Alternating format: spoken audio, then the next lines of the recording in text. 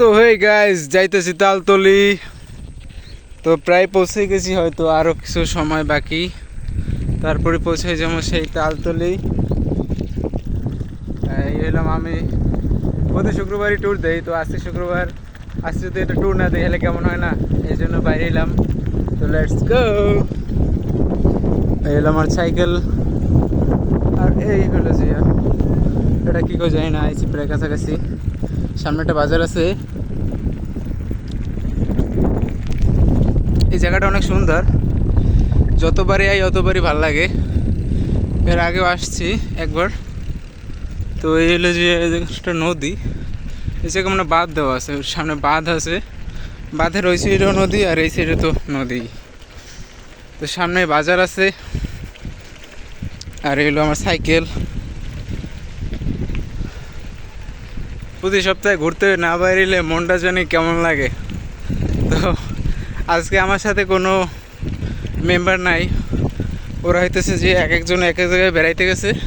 তো আজকে আমি একাই নামছি, বাইরে এসে আজকে দেখি কোথায় যাওয়া যায়। তালতলি নাকি একটা চিড়িয়াখানা আছে, তো আজকে দেখি চিড়িয়াখানা যাবো। তো আমার পাশেই থাকেন সবাই। সামনেই বাজার হয়েছে, বাজার বাজার আজকে তো শুক্রবার, বাজার মূলত আজকে বন্ধ।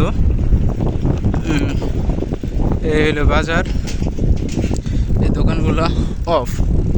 আজকে শুক্রবার একটা দোকান খোলা আছে মনে হয়, হ্যাঁ একটা দোকান খোলা, বাকি সব দোকান অফ, একটা দোকানও খোলা নেই। কারণ এখন টাইমটা হলো যে দুপুরের টাইম, খাওয়া দাওয়ার টাইম। তো এই টাইমে সবাই বাসায়, কিন্তু আমি তো আর বাসায় থাকার লোক না, আমার বের হতেই হবে, ঘুরতেই হবে। এই যে দোকানগুলো সব অফ। এই এই সাইডেই কিন্তু নদী, ওই পার থেকে ঘুরে আসলাম, ওই যে সামনে ওই পার, আর আমি আছি এখন এই পারে। এতক্ষণ কাঁচা রাস্তা ছিল, তো এখন ওটা পাকায় উঠছি। কাঁচার কারণে পায়ে কাদা টাদা লাইগা পুরো অস্থির একটা অবস্থা। তো এখন মোটামুটি পাকা রাস্তায় আছি। সামনে থেকে কোনো কলটল পেলে পা ধুয়ে নিতে হবে। এলে যে মাছের নৌকা, এই অঞ্চলের মানুষ এই নৌকা করে মাছ ধরে।